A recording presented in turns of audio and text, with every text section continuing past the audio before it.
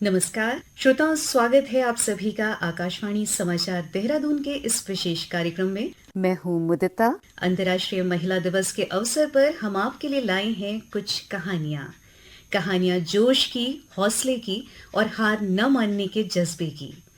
श्रोताओं, पिछले कुछ वर्षों में खेलों की दुनिया बहुत तेजी से बदली है और खेलों के प्रति समाज का नजरिया भी। जहां पहले आम मध्यम वर्गीय माँ बाप बस ये सोचते थे कि बच्चा पढ़ाई लिखाई करके एक अच्छी सी नौकरी कर ले और बच्चों को यही सिखाया जाता था कि पढ़ोगे लिखोगे बनोगे नवाब, खेलोगे कूदोगे होगे खराब। लेकिन आज बहुत से बच्चे और युवा खेलों में आ रहे हैं और उनमें भी एक बड़ी संख्या लड़कियों की है।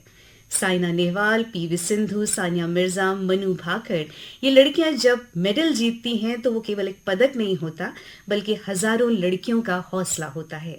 एक महिला एथलीट की जीत न जाने कितने बंद दरवाजे खोलती है, कितनी लड़कियों की राहें आसान करती है।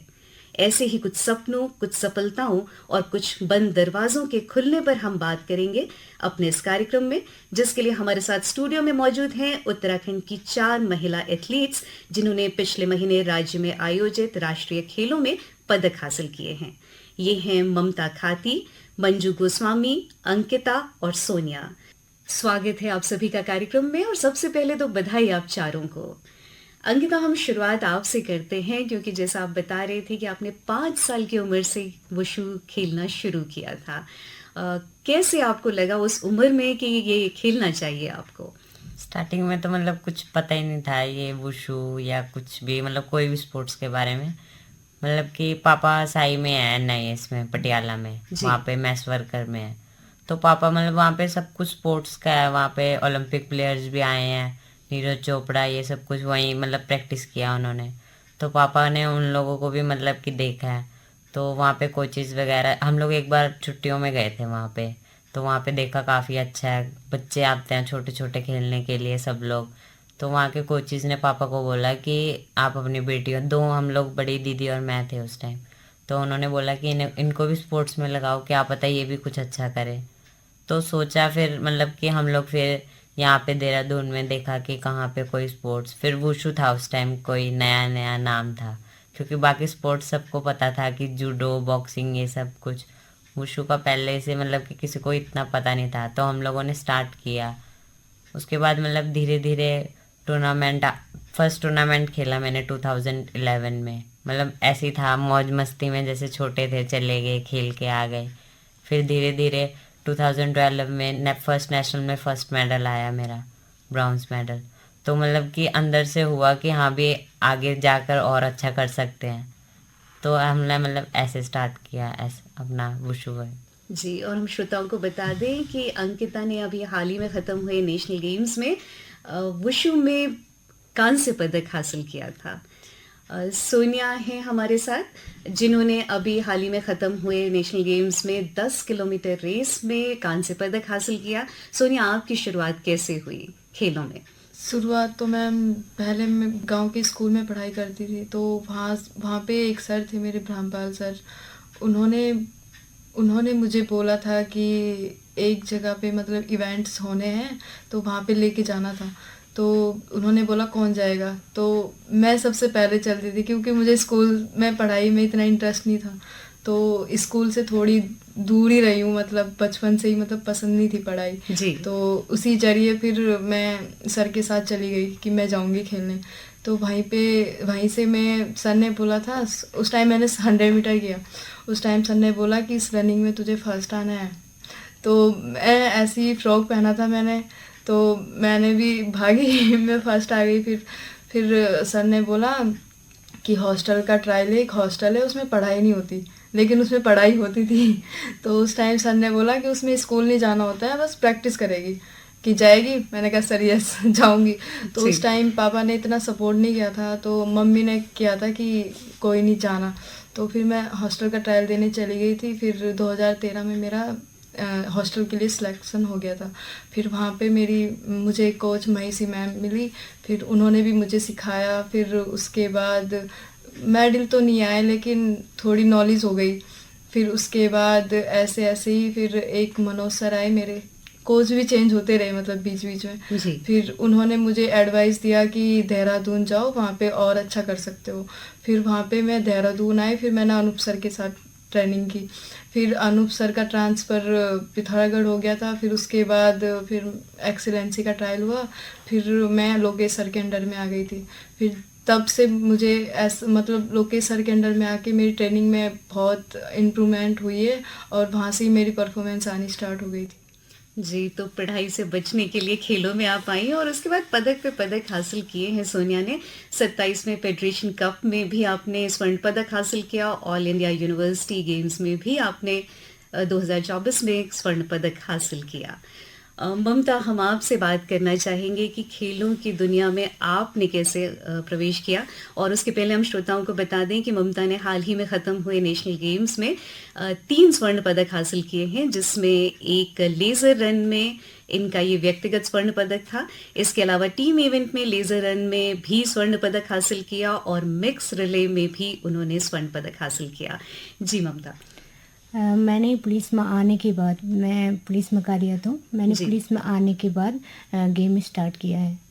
पुलिस में ये होता था कि पहले इंटर बटालियन ये होता है, उसमें से जो बच्चे निकलते थे तो वो ऑल इंडिया पुलिस के लिए खेलते थे। जो पहले गांव में था, हमें ये पता ही नहीं था गेम के बारे में। पुलिस में आने के बाद हमें ट्रैकिंग फील्ड का ज्ञान हुआ, हमारे कोचेस मिले, हमें यहाँ अच्छे कोचेस रहे पुलिस के, तो हमने फिर ट्रेनिंग की, तब जाके ये रहा हमारा। तो पहले आप उत्तराखंड पुलिस में आए और उसके बाद आपने खेलना शुरू किया है। कुछ ऐसा ही मंजू आपकी भी कहानी है, आप भी उत्तराखंड पुलिस में हैं और अभी हाल ही में ख़त्म हुए नेशनल गेम्स में आपने व्यक्तिगत कांस्य पदक हासिल किया है लेज़र रन में, और जो टीम इवेंट में गोल्ड मेडल मिला है उत्तराखंड को, उस टीम का आप भी हिस्सा थे।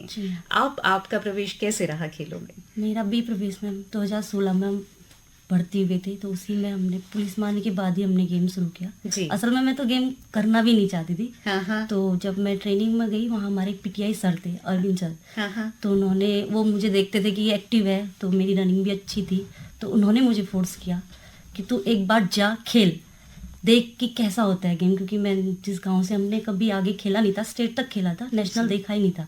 तो पुलिस में आके ही हमने नेशनल देखा, नेशनल खेला, 4 नेशनल खेले, 5वां फिर ये रहा। तो चारों में तो कुछ नहीं रहा, लेकिन 5वें में मैंने यहाँ पे भी। जी, तो ये एक अच्छी शुरुआत है आपकी। अंकिता, हम चाहेंगे हमारे श्रोताओं को आप वुशु के बारे में कुछ बताइए, क्योंकि ज़्यादातर लोगों को बहुत कम पता है इस खेल के बारे में। मतलब wushu Chinese martial art game है एक। जी। तो वुशु में मतलब 2 पार्ट है, एक सांडा और एक ताउलू। सांडा में क्या है, सांडा में फाइट की तरह, जैसे बॉक्सिंग हो गया, ऐसा दिखता है, पर सांडा में क्या है, सांडा में बॉक्सिंग भी होता है, किक भी चलता है और थ्रो भी होता है। तो सांडा में यही है कि मतलब एक तरह से फाइट वाला आ गया सब कुछ। ताउलू क्या चीज़ है, ताउलू इंडिविजुअल है, जैसे हम लोग परफॉर्म करते हैं अरीने में, हम लोगों को दिखाना है कि हम लोग शेडो में कैसे सेल्फ डिफेंस कर सकते हैं। तो वो उसमें सब कुछ मूवमेंट्स, जंप्स, ये सब कुछ आता है। और ताउलू में मतलब वेपन्स भी होते हैं, लॉन्ग वेपन, शॉर्ट वेपन, उनके भी चाइनीज़ नेम है। और अलग अलग एज कैटेगरी के अलग अलग इवेंट्स होते हैं, जैसे जूनियर में होता है ग्रुप ए, क्योंकि अब जब बच्चे को वुशु करवा रहे हो तो ताउलू में स्टार्टिंग में जब आता है बच्चा, तो उसको सबसे पहले बेसिक सिखाया जाता है। बेसिक में ग्रुप सी आता है, तो सब जूनियर कोई बच्चा आया तो उसको हम लोग सिखा रहे हैं, तो वो बेसिक में खेलेगा और वो आगे जैसे नेशनल सब जूनियर होता है तो उसमें भी वो परफॉर्म भी बेसिक करके ही दिखाएगा। तो ऐसे जूनियर में गया तो फिर उसके बाद लेवल अप होता है, सीनियर में आके हम लोगों को खुद बनाना पड़ता है इवेंट, कि हम लोगों ने पीछे से क्या सीखा है क्या नहीं, वो सब कुछ हम लोग ऐड करके वो सीनियर में दिखाते हैं कि हाँ ये परफॉर्मेंस बनता है ऐसा है। और मतलब कि ग्रुप इवेंट्स भी आते हैं हम लोगों के, बट ग्रुप इवेंट्स में ऐसा होता है कि हम लोगों का मतलब ग्रुप टीम होना ज़्यादा ज़रूरी है, नहीं तो हम लोगों को ग्रुप इवेंट्स नहीं होता। डुएल भी होता है, डुएल में मतलब जैसे हम लोग फिल्मों में देखते हैं 2 लड़ रहे हैं, तो वो चीज़ हम लोग डुएल में दिखाते हैं कि हाँ कि असली में कैसा फाइट होता है, हम लोग कैसे उसको अपना मूवमेंट्स में रोक सकते हैं या हिट कर रहे हैं, वो सब कुछ वुशु का हम लोग उसमें भी दिखाते हैं डुएल में। जी, और जैसा मैं देख पा रही हूँ कि 2018 में सब जूनियर नेशनल वुशु चैंपियनशिप में आपका एक स्वर्ण पदक और एक रजत पदक आपने हासिल किया था। स्वर्ण पदक जो है वो कियांशु में है और रजत पदक जो है वो जियांशु में है। ये कियांशु और जियांशु क्या है, थोड़ा हमें इसके बारे में बताएं। क्वेंचू वो लॉन्ग वेपन होता है जिससे मतलब कि हम लोग स्टिक से दिखा रहे हैं, जैसे फिगर ऑफ 8 होता है, उसमें काफ़ी मूवमेंट्स होता है, जंप्स होता है। तो उस टाइम मतलब कि मेरा ग्रुप ए स्टार्ट हुआ था कि मतलब मैं सेकंड थर्ड लेवल पे थी उस टाइम। तो हम लोगों का जंप्स वगैरह था उस टाइम, हम लोगों का प्रैक्टिस भी बहुत अच्छा चल रहा था, जिसके मतलब चलते मैं गोल्ड लिया मैंने। और जो जेंशु है वो उसमें शॉर्ट वेपन होता है, तलवार होती है, जो ये वेपन वगैरह मतलब इंडिया में कहीं पे भी नहीं मिलता हम लोगों को। तो हम लोग चाइना से मंगाते हैं, मतलब हमारे कोचिज़ वगैरह मंगाते हैं, तो उनका भी मतलब काफ़ी ज़्यादा खर्चा वगैरह आता है, पर तब भी हम लोग मतलब कि ख़रीदते हैं, उनसे प्रैक्टिस करते हैं। और मतलब कि ऐसा भी है, कई कई बार ऐसा भी हुआ है कि हाँ जैसे तलवार की धार तेज है, कहीं पे लग जाना चोट वगैरह, पर मतलब हम तब भी कर लेते हैं। जी, कमाल है ये भी। और ममता, हम आपसे जानना चाहेंगे पेंटाथलॉन के बारे में। पेंटा आ रहा है तो ये तो समझ में आ रहा है कि कुछ 5 चीज़ों को मिला के ये बनता है, पर क्या है इसके बारे में ज़रा विस्तार से हमें बताएं।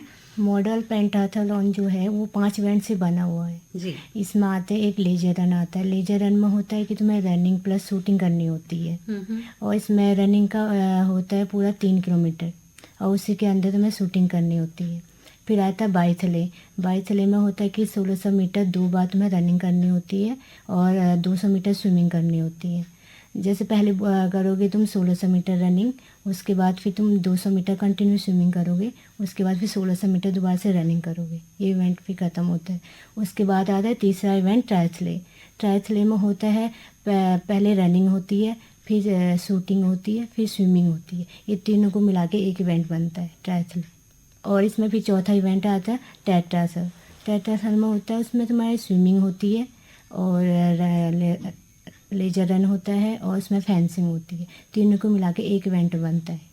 जी, और आपने अभी जो नेशनल गेम्स भी जीता है वो लेज़र रन में था। वैसे ही मंजू की भी कहानी है, आपने भी लेज़र रन में ही जीता है मंजू। इसमें जब आप लेज़र रन की हम बात कर रहे हैं तो मतलब दौड़ लगाने के साथ ही निशाना भी सटीक लगाना होता है। ऐसा होता है कि 600 मीटर दौड़ के आना होता है और 10 मीटर से शूट करना पड़ता है।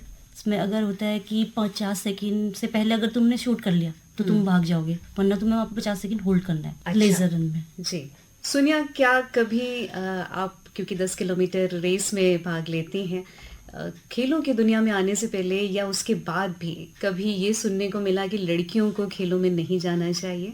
गांव में तो सुनने को मिलता है कि घर वाले नहीं भेजते, सोचते हैं कि बिगड़ जाएगी, तो यही रहता है कि गांव में ज़्यादातर लड़कियां नहीं जाने देते बाहर। लेकिन मैं चाहती हूँ कि एक बार ट्रस्ट करें और उनको भेजें और उनको एक बार अपने आप को साबित करने दें, तो ज़्यादा बेहतर रहेगा। जी बिल्कुल, ये बात हर माँ बाप को समझनी चाहिए। अंकिता, ये आपने कभी महसूस किया कि क्या लड़की होने के नाते कुछ चुनौतियाँ बढ़ जाती हैं खेलों में आपके लिए? हाँ जी, मतलब बहुत बार हुआ है। जैसे हम लोग टूर्नामेंट में जा रहे हैं, अकेले लड़कियों और 10 लड़के साथ जा रहे हैं, तो हम लोग जानते भी हैं, तब भी ऐसा होता है कि हाँ कुछ हो ना जाए, या कुछ ऐसा पेरेंट्स भी बोलते हैं कि हाँ मतलब आराम से जाना, देख कर जाना, किसी पे मतलब ज़्यादा ट्रस्ट नहीं रखना। पर मतलब कि अगर कोई स्पोर्ट्स में है तो उसको ये चीज़ नहीं देखनी चाहिए कि हाँ लड़का है या लड़की है। हम लोग वैसे भी नहीं देखते हैं कि हाँ मतलब कि लड़कों के साथ जा रहे हैं, दूसरा देख के ये बोल सकता है कि हाँ ये लड़कों के साथ बैठी है, ये जा रही है। पर हम लोग जो स्पोर्ट्स मतलब पर्सन होता है वो कभी ऐसा नहीं सोचता कि हाँ ये लड़का है ये लड़की है, और सोचना भी नहीं चाहिए, क्योंकि स्पोर्ट्स में आके मतलब कि सब लोगों को इक्वल लेवल पे रखा जाता है, और ऐसा होना भी चाहिए। क्योंकि हम लोग को कोई लोग बोलता है कि हाँ ये लड़की है तो ये स्पोर्ट्स नहीं कर सकती, पर अब नहीं है, अब सब लड़कियां भी कर रही हैं, लड़के भी कर रहे हैं। उल्टा मतलब कि लड़कियां ज़्यादा बेटर करके दिखा रही हैं लड़कों से। जी, तो अंकिता ने बात की समान अवसरों, इक्वल अपॉर्चुनिटीज़ के बारे में, और साथ ही सोनिया और अंकिता दोनों ने बताया कि सुरक्षा या सेफ्टी जो है वो एक बड़ा मुद्दा रहती है। अंकिता, आपने बात करी कि आपके पिताजी क्योंकि साई में थे और इसलिए शुरुआत आपके लिए एक तरह से कहना चाहिए आसान रही, या उनके माध्यम से ही वो शुरुआत हुई है नहीं परिवार? मतलब उन्होंने तो लगा दिया गेम में, मतलब कि हाँ चलो करें। फर्स्ट डे गए वहाँ पे भी, मतलब काफ़ी स्पोर्ट्स, मतलब कि एक नॉर्मल बच्चा और एक स्पोर्ट्स पर्सन में बहुत ज़्यादा फ़र्क होता है। क्योंकि हम लोग बचपन में, अब तो बच्चे चलो स्कूल के लिए उठते हैं, हम लोग सुबह 5 बजे उठा देते थे घर वाले कि हाँ जाओ प्रैक्टिस पे, प्रैक्टिस करो। खाना पीना मतलब कि ऐसा हो जाता था कि ज़्यादा मोटे भी नहीं होना, ज़्यादा पतला भी नहीं होना। ये चीज़ भी बहुत ज़्यादा हमारे लिए रहा है कि हाँ, और डाइट भी सब कुछ, ऊपर से प्रैक्टिस करके आओ, ऊपर से पढ़ाई, ट्यूशन, ये सब कुछ। मतलब बचपन में तो रहा है ना कि हाँ भी पढ़ना भी है, ज़रूरी है पढ़ना भी। अभी भी मतलब अब तो कॉलेज में है, तो कॉलेज में चलो ऐसा है कि हम लोग एग्ज़ाम देने जा रहे हैं सिर्फ। बचपन में ऐसा नहीं होता था। बचपन में ये पेरेंट्स को भी ऐसा था उस टाइम की भी, इनको पढ़ना भी ज़रूरी है, अगर नहीं पढ़ते हैं तो गेम छुड़वा के पढ़ाई में लगा दो, ऐसा हुआ है। तो मतलब कि हम लोग तो दीदी की वजह से, मतलब कि मैंने अभी तक कंटिन्यू कर पाई हूँ गेम। नहीं तो मम्मी को ये था कि गेम से कुछ नहीं हो रहा, इतने सालों तक गेम ही चल रहा है इनका, ना ये कहीं सेटल हो पा रहे हैं। फिर दीदी का जैसे मतलब यूपी पुलिस में हुआ, तो मतलब कि मम्मी को भी हुआ, सब लोगों ने बोला कि हाँ इसे भी लगा रहने दो, ये भी सेटल हो जाएगी कहीं ना कहीं, तब कर रहे हैं। और हमें दोनों को, बड़ों को देख के, हमारे 2 छोटे मतलब भाई बहन हैं, वो लोग भी स्पोर्ट्स में हैं, वो भी अच्छा कर रहे हैं। तो कहीं ना कहीं सब लोगों को उम्मीद होती है कि हाँ ये निकल रहे हैं तो वो भी निकलेंगे। आस पड़ोस वाले भी पहले मतलब कि काफ़ी लोगों ने बोला मम्मी को कि क्यों भेजते हो, आपकी मतलब बड़ी लड़कियां ही हैं, आप उनको ऐसे बाहर भेज रहे हो, अच्छा नहीं लगता। मम्मी ने भी मतलब काफ़ी टाइम हमें बोला कि ऐसा ऐसा बोलते हैं, तो कई बार ऐसा बोला कि तुम छोड़ दो, और कई बार बैक सपोर्ट ऐसा भी रहा है कि हाँ नहीं तुम करो, हम हैं। तो हम लोगों ने किया, तो आज तो वो खुद जो बोलते थे वो उन्होंने खुद अपने बच्चे स्पोर्ट्स में लगाए हमें देख के कि हाँ इनकी लड़कियां कर सकती है, तो हमारे लड़के घर बैठे हुए हैं तो वो भी तो कुछ कर सकते हैं। जी बिल्कुल, और ऐसे ही प्रेरणा बन जाते हैं बच्चे। और हम ये सुन पा रहे हैं अपने खिलाड़ियों की बातों से कि माता पिता और परिवार की भूमिका और सपोर्ट कितना बड़ा और कितना अहम होता है इस पूरे सफ़र में। साइना, सिंधु, इन सब के साथ भी हमने देखा है कि माता पिता और परिवार का साथ क्या कमाल करके दिखा सकता है। और आजकल तो माता पिता भी इस पर इतना ध्यान दे रहे हैं कि कई बार वो अपना करियर तक दांव पर लगा देते हैं।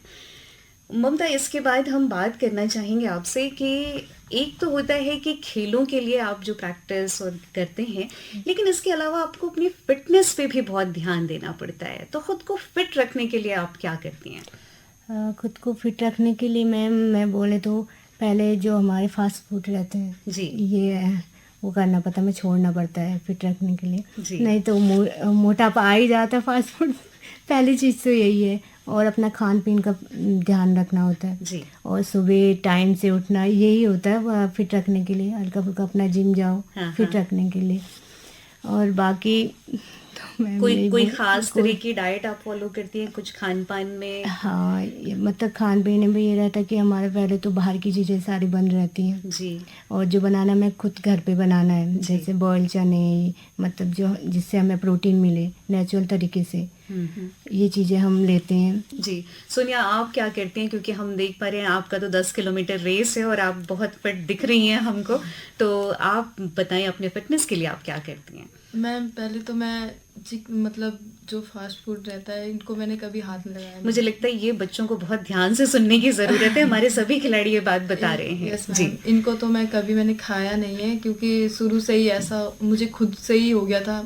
मुझे किसी ने बताया नहीं था कि ये सब खाना नहीं चाहिए, लेकिन मुझे खुद से ही हो गया था कि इनको नहीं खाना चाहिए, ये हमारे लिए सही नहीं है।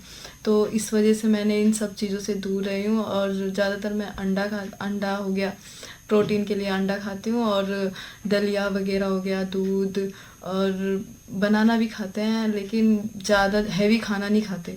जैसे मसालेदार हो गया, ये सब हल्का खाना खाना पड़ता है, क्योंकि स्पोर्ट्समैन को एक हल्की डाइट, मतलब ज़्यादा हैवी डाइट खाएंगे तो जाहिर सी बात है हमें वो मोटा करेगा, नहीं हो पाएगा फिर हमसे।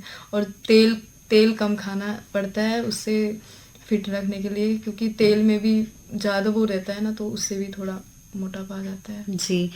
तो ये बताइए मंजू कि आमतौर पर दिनचर्या क्या रहती है? क्या सुबह जल्दी उठना होता है आप लोगों को, या किस तरह से आप दिन अपना पूरा प्लान करते हैं? हाँ मैम, हमें सुबह जल्दी उठना पड़ता है, सुबह जल्दी उठ के जल्दी ग्राउंड पहुंचना पड़ता है अपने प्रैक्टिस के लिए। जी। और वहाँ से प्रैक्टिस के करके जल्दी आए, जैसे अपना वर्कआउट पूरा किया, हम्म। फिर अपना वही शेड्यूल रहता है कि टाइम से नाश्ता करना है, फिर रेस्ट करना है, और फिर इवनिंग में फिर ग्राउंड जाना होता है। इससे पहले 2-3 घंटे पहले हम हल्का फुल्का खा लेते हैं, ज़्यादा भी नहीं खाते, क्योंकि रनिंग करने तो ऊपर को फिर जी। आ जाता है, तो जी इसलिए बिल्कुल। टाइम से खा के अपना फिट हो जाते हैं कि इवनिंग प्रैक्टिस के लिए फिर 4 बजे जाओ, हाँ फिर हाँ। वही 6 बजे आओ। रात को जल्दी जल्दी खाया, फ़ोन भी नहीं चलाते टाइम पे कि कल सुबह नींद नहीं खुलेगी टाइम से सो जाते हैं। बिल्कुल, तो फ़ोन से भी दूरी बनानी पड़ती है। अंकिता, आपका भी दिनचर्या ऐसी ही रहती है, सुबह जल्दी शुरू होता है दिन? हाँ जी, मतलब अब यहाँ पे कि चाहे दीदी के घर पे है चाहे किसी के भी, तो मतलब कि खुद का भी देखना पड़ता है, किसी पे डिपेंड नहीं रहना ना, मतलब कि वो उठाएगा या हम उसको देख के उठ रहे हैं कि वो प्रैक्टिस जा रहा है तो मुझे भी जाना है। खुद का मतलब जब से अंदर से नहीं आएगा तुम लोगों के, तब तक तो तुम लोग कुछ कर ही नहीं पाओगे। जैसे मतलब कि अब सुबह उठ रहे हैं, आज मन नहीं है, पर फिर भी खुद को मतलब कि मनाना पड़ता है कि हाँ जाना है प्रैक्टिस, आज पैर दर्द है तो वर्कआउट नहीं हो पाएगा, पर तब भी कर रहे हैं। तो वो कहीं ना कहीं चीज़ ना सक्सेस में दिखता है कि हाँ हमने इतना स्ट्रगल किया, पीछे दर्द में भी किया है, तो आज इसीलिए हमारे साथ ऐसा अच्छा हो रहा है। जी बिल्कुल, तो ये लगन और मेहनत अच्छे रिजल्ट्स देती है, इसमें कोई शक नहीं है। ममता, ये तो हो गई कि आमतौर पर जो दिनचर्या रहती है आप लोगों की, लेकिन जिस दिन टूर्नामेंट होता है, जिस दिन आपका अपना इवेंट होता है, क्या उस दिन उसमें कोई बदलाव करते हैं या उसी तरह से आप चलते हैं उस दिन भी? वैसे तो हम उसी तरह से चलते हैं। अगर एकदम से हम बदलाव करेंगे तो चेंजेस आएंगे, हम जो हमने किया हुआ रहता है वो सारा चेंज हो जाएगा। जी। जो हमारा रूटीन है हम उसी पे ज़्यादा फोकस करें तो ज़्यादा बेटर रिजल्ट देता है। उस टाइम पे नर्वसनेस तो होती रहती है सबको इवेंट से पहले, और जैसे जैसे हमारा इवेंट नज़दीक आते रहता है तो हमारा कुछ चेंज होता है, जैसे टाइम टेबल हमारा चेंज हो जाता है। और गेम करने से पहले तो हमारा डिसिप्लिन में ही रहना होता है, डिसिप्लिन है तो तभी हमारा गेम होगा। जैसे हमारा वर्कआउट होता है, वर्कआउट का टाइम टेबल चेंज हो जाता है, और जो हमारा क्या बोलते हैं स्पीड रहती है उसका चेंज हो जाता है। जैसे पहले हम रहते कि हमारा नॉर्मल हमारा चल रहा है, जैसे वर्कआउट ये हमारा क्या बोलते हैं इवेंट नज़दीक आते रहते, कोई टूर्नामेंट आते रहता, तो वर्कआउट में भी चेंज आते रहते हैं हमारे उसमें कि मंडे को क्या करना है, ट्यूसडे को क्या करना है। ये पूरा चेंजेस जो हमारे कोचेस रहते हैं वो ये प्लानिंग करते हैं कि कब क्या कराना है, कब क्या कराना है। और इवेंट से पहले ये रहता है कि हमें नर्वसनेस तो होती रहती है, हर खिलाड़ी को तो होता ही है, बड़ा खिलाड़ी हो या छोटा खिलाड़ी हो, भले हमारी पोजीशन कैसी भी आए। तो खाने पीने का तो एथलीट में तो यही होता है कि मतलब रनिंग से पहले हम हल्का सा कुछ खा लें, ज़्यादा तो हम कुछ खा नहीं सकते, पानी भी ज़्यादा पी नहीं सकते, वॉशरूम का दिक्कत हो जाता है। ये मतलब इवेंट से पहले हल्का फुल्का ये हम या बनानास खा लें हल्का सा, ये इवेंट से पहले हमें ये सब फॉलो करना होता है। जी, तो ममता ने बात की नर्वसनेस की। सोनिया, हम आपसे पूछना चाहेंगे कि ठीक इवेंट से पहले प्रेशर बहुत ज़्यादा होता होगा या आप लोग उस वक्त खुद को शांत रख पाते हैं? नहीं मैम, नर्वस साइज तो रखना नहीं चाहिए, क्योंकि एक होता है कंपटीशन पे फ़र्क पड़ जाता है। जी। क्योंकि हम अच्छा कर नहीं सकते, फिर हमारे कोच तो एक ही बात समझाते हैं, जैसे प्रैक्टिस में रह रहे हो ऐसी कंपटीशन के टाइम पे रहो, कोई चेंज नहीं, कोई कुछ नहीं, चेंज करना भी नहीं चाहिए, सेम रखना चाहिए, क्योंकि कंपटीशन सेम करोगे तो अच्छा ही होगा। सर यही बोलते हैं कि अपना कुछ चेंज मत करो, जैसे हो वैसे रहो, डरने की तो बिल्कुल भी ज़रूरत नहीं है, क्योंकि अगर डरोगे तो होगा नहीं, और बिना डरे भागोगे तो तुम अपना 100% दे पाओगे। बिल्कुल, तो ये तो था सोनिया का तरीका। अंकिता, आप कैसे हैंडल करते हैं उस प्रेशर को? मतलब कि मैं तो जब मतलब अभी की बात है, जब नेशनल गेम्स हुआ था, तो नेशनल गेम्स में इवेंट हम लोगों का दोपहर के टाइम में था, तो मतलब कि सुबह से ही थोड़ा सा अंदर से हुआ कि हाँ आज ही है, आज ही करना है। मतलब कि जितना एक प्लेयर मतलब कि पूरा 1 साल वो सिर्फ 2 मिनट अरीने पे करने के लिए कर रहा है, तो वो हम लोगों को मतलब कि ऐसा सोच के भी मोटिवेशन आता है कि हाँ हमने इतनी प्रैक्टिस किया, वो सिर्फ 2 मिनट अरीने में दिखाने के लिए कि हाँ हम लोग कुछ कर सकते हैं। तो मतलब अंदर से ये होता है ना कि हाँ जब ये सोच लो कि हाँ यार इतना करा है, इतना ज़्यादा पीछे से भी सब लोगों ने पुश करा है कि हाँ कर सकते कर, फिर वो मतलब सब कुछ भूल जाते हैं कि हाँ टेंशन है कुछ है, बस ऐसा होता है कि हाँ मैं और अरीन है, बस करना है जो भी कर। जी बिल्कुल, हम हैं और अरीना है। मंजू, आपका भी यही तरीका है उस प्रेशर को हैंडल करने का? जी हमारे इसमें तो फिर शूटिंग होती है, तो अगर प्रेशर लेंगे तो शूटिंग पे फोकस नहीं हो पाता है। बिल्कुल बिल्कुल।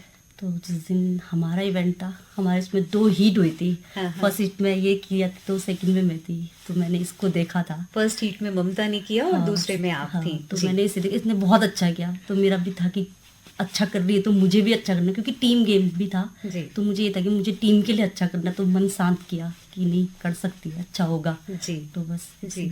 तो कहीं घबराने की जरूरत नहीं है, बल्कि दूसरे प्लेयर्स को देख के आपको और मोटिवेट होने की जरूरत जरूरत है। होती है। जी। जी बिल्कुल सही बात है। ममता, ये हम देख रहे हैं कि इतनी मेहनत और सब चीज़ों के रिजल्ट्स भी अच्छे मिलते हैं, लेकिन हार और जीत खेल का हिस्सा है। कोई भी खिलाड़ी ऐसा नहीं है जिसने जीवन में कभी हार ना देखी हो। तो उस हार को कैसे देखते हैं आप लोग, कैसे सामना करते हैं उसका और कैसे हैंडल करते हैं उसको? जब कभी हम कोई सा भी इवेंट करते हैं, हमारी कोई पोजीशन नहीं आती, उसके बाद जो हिम्मत बढ़ती है, वहीं से हिम्मत बढ़नी स्टार्ट हो जाती है, क्योंकि हमने इस बार इतना अच्छा करने के बाद हमारा रिजल्ट कुछ नहीं आया, हम अगले टाइम और अच्छा मेहनत करें और अच्छा रिजल्ट दें। मुझे लगता है कि हार के बाद ही मतलब एक खिलाड़ी ऊपर उठ सकता है। जी बिल्कुल, तो हार के बाद ही जीत है। जीत है। और ये जो खेलों का जज्बा है कि हर हार के बाद फिर से उठ खड़े होना है, ये मुझे लगता है ये तो हम सबको सीखना चाहिए खिलाड़ियों से। अंकिता, आप कैसे देखती हैं उस असफलता या उस हार को और कैसे हैंडल करती हैं? मतलब मेरे साथ तो मतलब कि जैसे अब मैं जूनियर से सीनियर में आई थी, जूनियर में मैंने अपना पूरा बेस्ट दिया है, चाहे मैं ब्राउन्स लेके आई, चाहे सिल्वर, चाहे गोल्ड। वो तो मतलब कि मेरे पे था कि हाँ मैंने कितना मेहनत किया है, कितना नहीं। तो मतलब मेरे को भी बहुत लोगों ने ऐसा बोला कि क्या कर रही है रीने पे, क्या दिखा रही है, कुछ नहीं हो रहा तुझसे, ये वो बहुतों ने बोला है।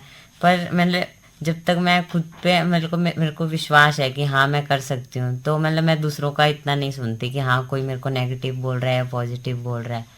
घर वाले मतलब मम्मी ने भी बहुत सपोर्ट किया। मम्मी ने तो हर बार बोला, चाहे मैं जीतूँ चाहे हारूँ, कि हाँ बेटा तूने अपना बेस्ट किया है, आगे भी ऐसी चलती रहा, अपने आप जो लिखा वो तो होगा ही। तो मतलब हार के ये नहीं सोचना चाहिए कि हाँ हम लोग हार गए। उस टाइम हार गए तो हार गए, वो उसको भुला के आगे बढ़ना है, तो सोचना तो पड़ेगा ना कि हाँ भी हार गए तो उसको छोड़ दो, आगे बढ़ने के लिए करो मेहनत जितना हो सके, क्योंकि आगे बढ़ने के लिए भी एक बार गिरना जरूरी है। अगर नहीं गिरोगे तो आगे चलते रहोगे तो ओवर कॉन्फिडेंस में चले जाओगे। तो एक बार गिरोगे तभी दिमाग में भी रहेगा कि हाँ मतलब कि खुद को ज़्यादा ओवर कॉन्फिडेंस भी नहीं करना कि गिरने वाली नाम की भी कोई चीज़ होती है। तो ये चीज़ भी होना ज़रूरी है। जी बिल्कुल ज़रूरी है।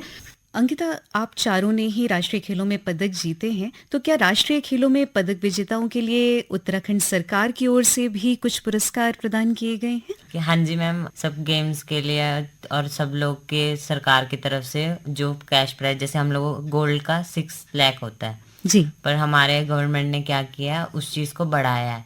जैसे गोल्ड वाले को 12 लाख और सिल्वर वाले को 8 और ब्राउन्स वाले को 6। तो इसके साथ साथ हम लोगों को जैसे मेडल पे हम लोगों को ग्रेड वाली जॉब्स भी दी जा रही हैं। जैसे हम लोगों का जिनका जॉब्स नहीं है और जो मतलब कि अभी अभी नेशनल गेम्स में मेडल लिया है, तो उसको जॉब भी प्रोवाइड करेगा गवर्नमेंट। तो ये राज्य सरकार की एक अच्छी पहल है। जैसा अंकिता बता रही हैं कि स्वर्ण पदक विजेताओं को 12 लाख रुपए और रजत पदक को 8 लाख और कांस्य पदक के लिए 6 लाख रुपए का नकद पुरस्कार दिया गया है। साथ ही अलग अलग ग्रेड पे में नौकरियों की भी बात करी गई है और वो इनको दी जाएंगी जल्द ही। तो श्रोताओं, ये थी हमारे साथ उत्तराखंड की 4 महिला एथलीट्स, ममता खाती, मंजू गोस्वामी, अंकिता और सोनिया। और जैसा आप सबने सुना कि सफलता की हर कहानी के पीछे कड़ी मेहनत, त्याग और समर्पण होता है। अंतर्राष्ट्रीय महिला दिवस के अवसर पर उम्मीद है कि संघर्ष और सफलता की ये कहानियां आने वाली पीढ़ियों के लिए भी नए रास्ते खोलेंगी। श्रोताओं, इसी के साथ मुदिता को दीजिए इजाजत। नमस्कार।